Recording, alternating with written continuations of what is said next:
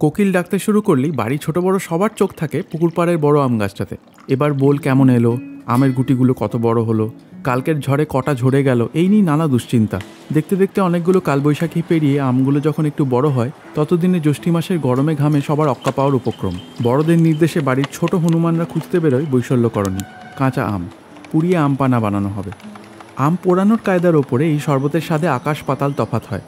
সবচেয়ে ভালো হয় আমটা যদি সত্যি সত্যি আগুনে পোড়াতে পারো। কটা ইট পেতে শুকনো ডালপাতা জ্বালিয়ে বা কয়লার উনুনে নিভু আছে, আর কিছু না হলে গ্যাসের আগুনে রুটির জালিতে বসিয়েও পোড়ানো যায়। গ্যাসটা যদিও একটু নোংরা হবে। যাদের আভেনে ব্রয়লার বা স্যালামেন্ডার আছে তারা সেটাও ব্যবহার করতে পারো। আগুনে পোড়ানোর প্রায় কাছাকাছি স্বাদ হবে। আমগুলো সময় নিয়ে পোড়াতে হবে যতক্ষণ না খোসাটা পুরো কয়লা হয়ে যায়, আর কাঁচা আমের যে শর্করার ভাগটা আছে সেটা ক্যারামেলাইজ করে শাঁসটা হলদে হয়ে যায়।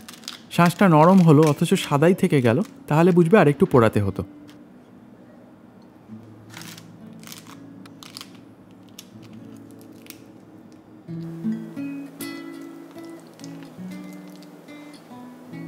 খোসা ছাড়িয়ে শাঁসটা কষলে আটি থেকে আলাদা করে নেবে। খুব মসৃণ করে মাখার কিন্তু দরকার নেই, একটু মুখে পড়লে বেশ ভালো লাগে।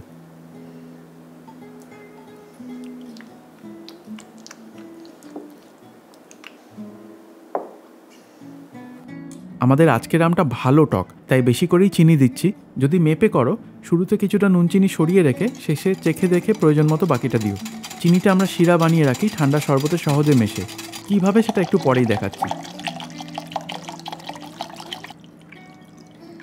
আর আমরা ভাজা মশলাটা দিচ্ছি না। এই আম পোড়াটা এতটাই সুন্দর ধোঁয়া ধোঁয়া একটা গন্ধ যে ভাজা মশলাটা দিলে সেটা অনেকটাই ঢাকা পড়ে যায়। চাইলে দিতে পারো। কটা কাঁচা লঙ্কা চিড়ে একটা বোতলের শরবতটা ভরে ফ্রিজে ঠান্ডা করতে রেখে দাও। কাঁচা লঙ্কাটা একটা তরতাজার সুবাস আনে, আর খাবার সময় গলায় খুব হালকা হালকা একটা ঝাল লাগে, বেশ মজার। যে পরিমাণে দেখালাম তাতে মোটামুটি 1200 মিলি শরবত হবে। এত কাঠখড় পুড়িয়ে আম যখন পোড়ানোই হলো, আরেকটা শরবত বানিয়ে দেখাই। এটা অবশ্য প্রাপ্তবয়স্কদের জন্য। অনেকেই জানো মেক্সিকোর জনপ্রিয় ককটেল মার্গারিটার কথা। অনেক রকম ফের থাকলেও মোটের ওপর তাতে যেটা থাকে সেটা হলো 1 ভাগ পাতিলেবুর রস, 1 ভাগ মিষ্টি কোনো একটা শিরা, আর 2 ভাগ টাকিলা। আচ্ছা, ককটেলটা বানানোর আগে যেটা বলেছিলাম শিরা বানানোটা দেখিয়ে দিই। এটাকে বার্টেন্ডাররা বলেন রিচ সিরাপ। সিম্পল সিরাপে যেখানে 1 ভাগ চিনি 1 ভাগ জল থাকে, রিচ সিরাপে 2 ভাগ চিনি 1 ভাগ জল। যেমন ধরো 200 গ্রাম চিনিতে 100 গ্রাম জল।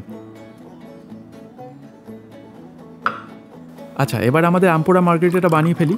আমপোড়া কাঁচটা, টাকিলা বা মেজক্যাল, যদিও আমাদের এখানে মেজক্যাল পাওয়া দুষ্কর, রিচ সিরাপ, একটা গোটা কাঁচা লঙ্কা আর 1 চিমটি নুন। বিট নুন দিচ্ছি না, কারণ ওই সালফারের গন্ধটা টাকিলার সাথে যেন যায় না। অবশ্য তোমরা দিয়ে দেখতেই পারো। এবার একটু বেশি করে বরফ দিয়ে একটা কিছু দিয়ে ঢাকা দিয়ে গায়ের জোরে ঝাঁকাবে 20 সেকেন্ড মতো, যতক্ষণ না গ্লাসের বাইরেটা হিম হয়ে আসে। আমরা ছাঁকনি দিয়ে ছেঁকে পরিবেশন করছি, তবে না ছেঁকে বরফসহ পুরো মিশ্রণটাই পানপাত্রে ঢেলে দেওয়া যায়। যেটাই বানাও পারলে ইনস্টাগ্রামে আমাদের ছবি পাঠিও। উল্লাস।